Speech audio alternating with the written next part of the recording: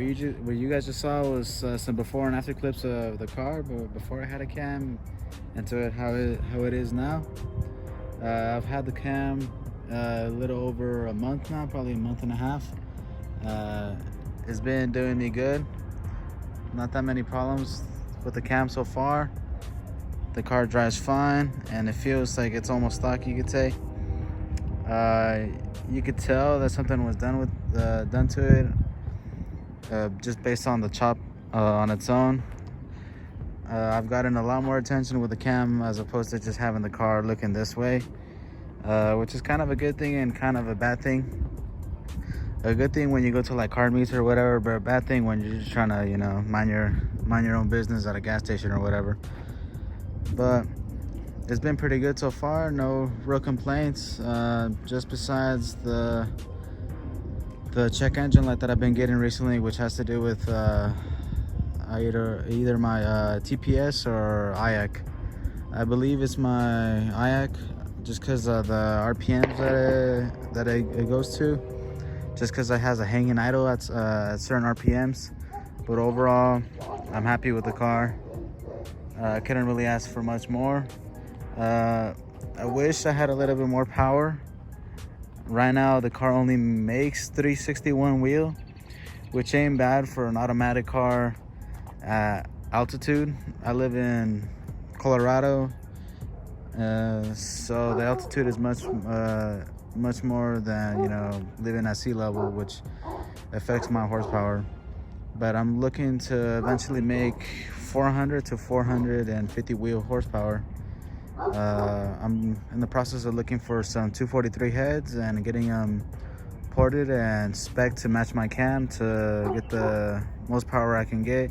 And I'm also looking into getting a 3200 stall, just because I will be daily driving this car to school. I go to school in downtown Denver, and I have to drive, you know, stop and go traffic sometimes in the morning, and I don't want to be driving with a high stall on the highway every day. So something like a 3200 would work fine, which was, you know, something I was recommended by my tuner, something around 32 to 38, and I'll probably just go with a 3200 stall that locks up. There's no real other plans for the car besides that.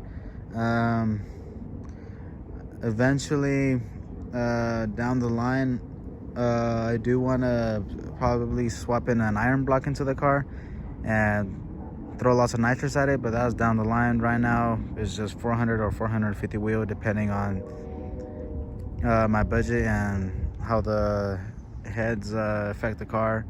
I was told that it wouldn't add much power, but I've also been told that it would add a lot of power, depending on the cam and everything else. There's really nothing else that I can do right now besides force induction or a power adder, but I don't want to throw nitrous on the car right now, because it does have 155,000 miles, and I'd rather save the LS1 and sell it as opposed to just blowing it up and having to buy a whole new 5.3 or 6.0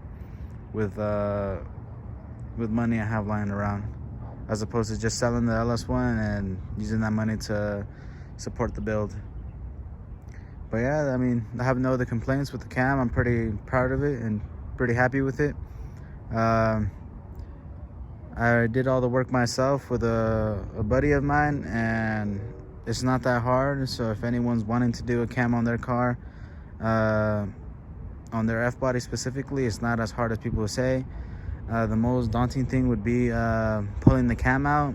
And my cam actually got stuck in the engine when we were pulling it out, and we thought that we might have messed something up, but luckily with some persuasion it got out. And I mean, you can't really tell that anything was wrong, and the bearings looked fine. But you know how they say when you're doing a cam swap on an LS1 or an LS engine, never look at the bearings, just slap the cam in and you just send it. But yeah, overall I'm happy with it, and I'll be doing a bunch of other stuff as well. I wanted to get some wheels and possibly fix some of the paint chips and do some body work.